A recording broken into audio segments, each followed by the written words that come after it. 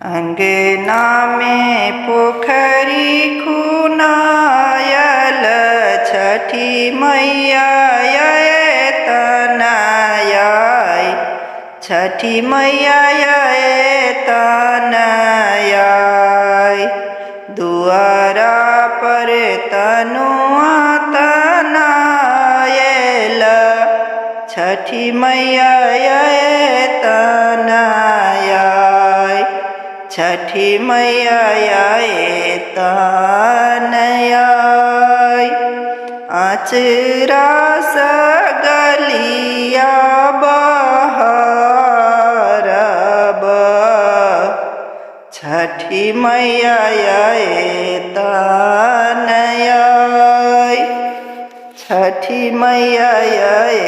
तनयाय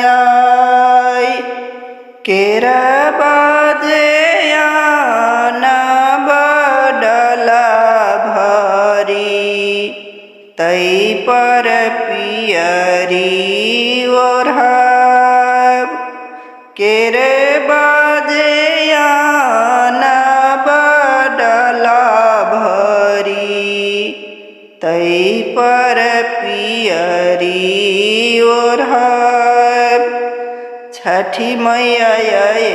तनयाय छठी मैया तनयाय हाथी पर कलशा बैसाएब तई पर दिया जगमगाए हाथी पर कलशा बैसायब तई पर दिया जगमगाए छठी मैया तनयाय